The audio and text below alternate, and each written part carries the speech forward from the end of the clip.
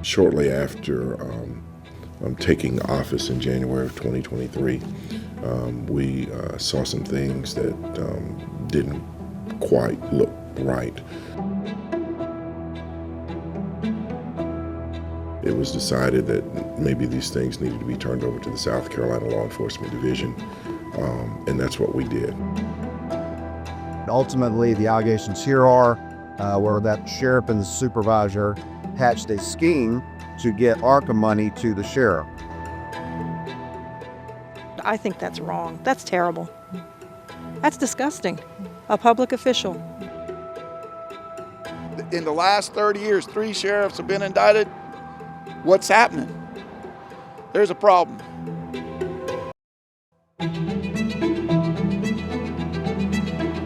A corruption scandal that has rocked a small South Carolina community to its core, with indictments now against half a dozen of the area's top officials, people placed in positions of power and trust. But it's déjà vu for Williamsburg County residents, as this isn't the first time that a top elected official has been accused of criminal conduct and landed themselves behind bars. I'm Nick Reagan, and this is a Live 5 Deep Dive.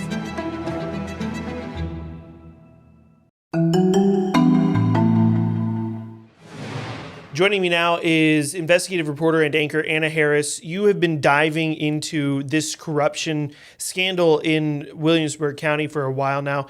First off, thanks for being here. Yes, thank you for having me. Okay, well, let's talk about this latest scandal. What is going on? Lay the groundwork for us. In March, the former sheriff as well as the former county supervisor were charged with quite a large number of indictments alleging that they had money laundering, embezzlement, criminal conspiracy related charges. Once it got to the month of May, the former county supervisor received a number of indictments that were similar. In August, another arrest. The clerk of courts was charged with these embezzlement counts as well. And then it kind of brings us to October with more indictments that involve the former treasurer and the former chief of administration. So all in all, it's been 4 of the top elected officials in the county, as well as a top hired staff member, are all being accused of working together to steal government funds for their own benefit. And it's a lot of indictments against some of the most powerful people in Williamsburg County. Granted, a smaller county, but still shows sort of a bigger corruption scheme, potentially. And again, we acknowledge that all of these people are innocent until proven guilty. But what did they actually do? What are they alleged to have done to merit these indictments? Yes, and like you said, no one's been convicted as of yet. All of these charges have been filed by the South Carolina Attorney General's office, and they're pretty much the people that are taking charge of this whole thing. So all 5 of these people have been accused of stealing close to $400,000. That was ARPA money. So basically that is money that's coming from the American Rescue Plan Act that was meant to assist. COVID money. Yes, that's COVID money. That was used to help combat COVID and get communities back on track. And it's pretty much to help these communities, and especially with Williamsburg not being a very affluent county anyway, they probably needed the money even more. While this was happening, there were employees being furloughed. Pretty much what all these people have been accused of doing was getting the money some way, somehow, and adding it to their salaries. That was through overtime and premium pay. One of these people in particular, Sharon Staggers, she is the clerk of courts. When she was first handed down her indictments in August, the Attorney General's office says that she embezzled about $119,000 added to her salary. A majority of her funds came from IVD funds, which is a government fund that is supposed to enhance child support services in the county. $400,000 among the 5 of them. That's not a ton of money when we look at government funding. When we look at corruption scandals, it's not a huge amount. But Williamsburg is a small county population-wise, but it feels like this amount of money and the fact that it was supposed to go to helping people basically stay alive and maintain their livelihoods throughout the pandemic and recover, it feels like these charges are almost personal for such a small, tight-knit community.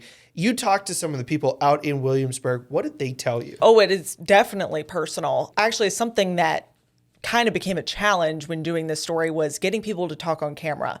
Something I've learned about Williamsburg County, another one of our anchors is a native to there. A lot of people don't like to say too much because everybody knows everybody. It's a quintessential county of small town folk. Most of the people that are from there or that live there currently are from there originally. I spoke to a number of people off camera that were just saying that this is really frustrating. It seems like, quote unquote, corruption's been going on here for years.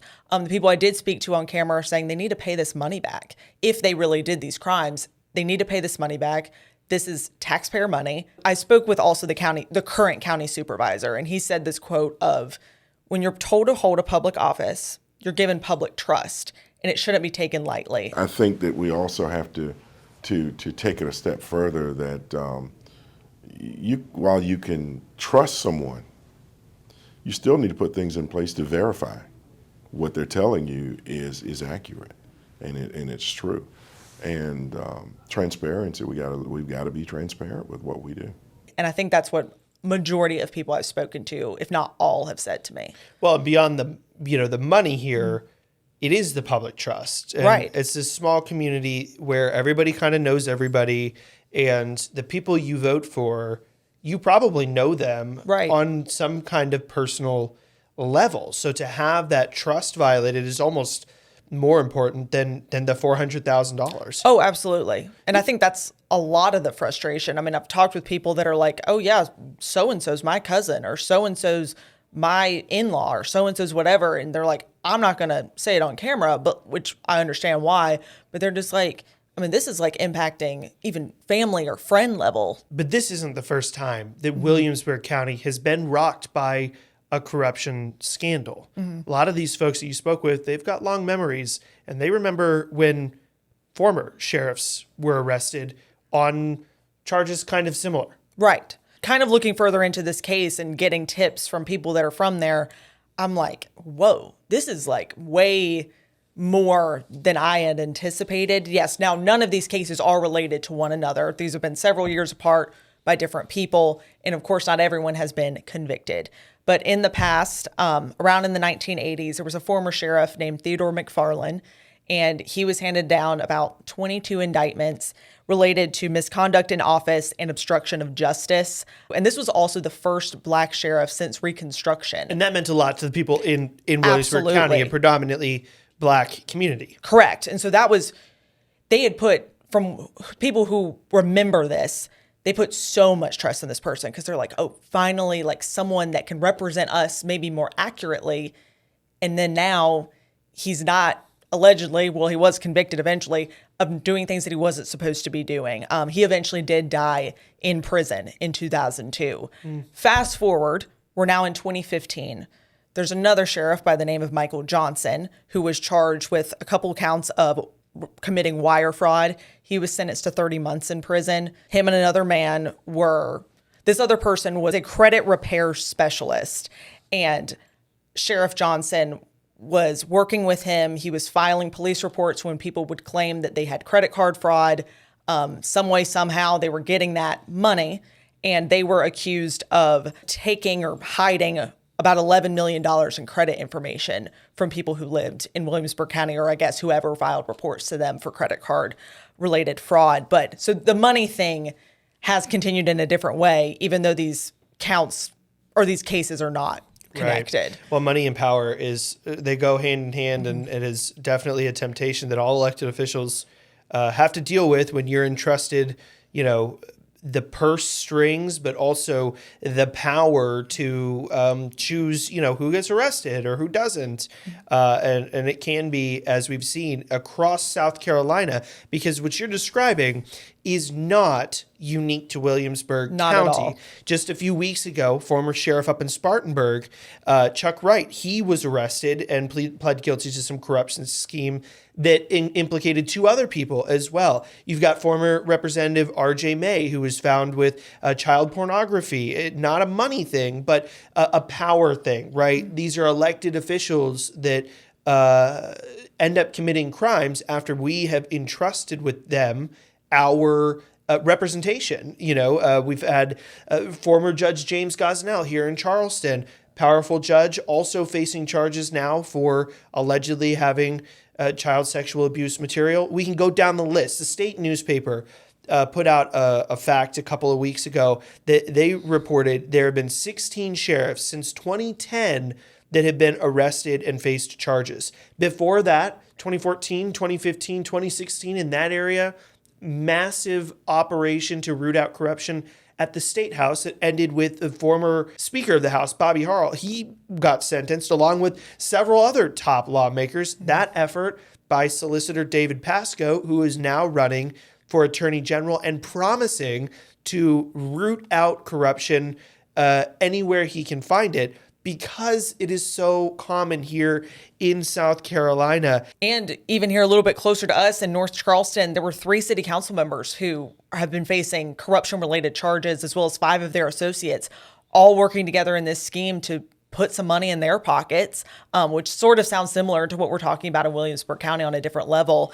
It's pretty obvious there's a corruption problem here. I mean, and it's not, Williamsburg County is not unique to this. And I definitely want to stress that. I mean, one of the main reasons I wanted to look a little bit further into this is that it's a county that we don't get to report on super often, right? Because it is pretty far out for us. But it's also, I've met a lot of people there that are like, there's so much stuff going on here all the time. Mm-hmm. And we feel like our voices need to be heard, and there needs to be at least some highlighting of any sort of corruption that could possibly be happening here. Yeah, I mean, corruption thrives in the dark, and when sunshine is the best medicine. And for people who maybe don't quite understand how it works, Williamsburg County is kind of right in between 2 large media markets, Columbia and Charleston. And so sometimes it's Columbia that goes to Williamsburg, and sometimes it's Charleston that goes to Williamsburg, but more often than not, it means nobody goes to Williamsburg. Right. So they don't get the same kind of scrutiny that, say, the Charleston County School Board gets. Right. Because we're there every single meeting doing multiple stories a week on CCSD, but we just can't get to Williamsburg nearly as much. So when big things happen, that's when we show up. Right. You know? And it is an hour and a half commute for us. It's not like something you could do easily, but it's also like when I was talking with the supervisor, or I've talked to just community members in general, and they're like, I feel like every time you guys are over here, it's something bad. And I'm like, well, that's not necessarily the case. But unfortunately, when you have a big story like this, it's something big. It's something big. Yeah. And unfortunately, that might involve some bad news. Right. So we have extended, the supervisor told me a couple of the big projects they have working on. So I've passed those along to other reporters. So hopefully we can figure that One more coverage prominent out. case out of North Charleston that happened just this week, former Representative Marvin Pendarvis was indicted with 10 counts relating to basically identity theft. The accusation is that he was settling cases for his clients because he's a lawyer. He was forging his clients' signatures, then not giving that money to the clients, and managed to rack up like $500,000 in settlements that never made it to clients. Now, that's not taxpayer money necessarily, but it does continue to speak to representatives and people being elected in South Carolina that are allegedly committing criminal acts. Mm-hmm. So with this case in Williamsburg, we've got 4 of the top elected officials and at least 1 of the top staff members in the county now facing a bunch of charges.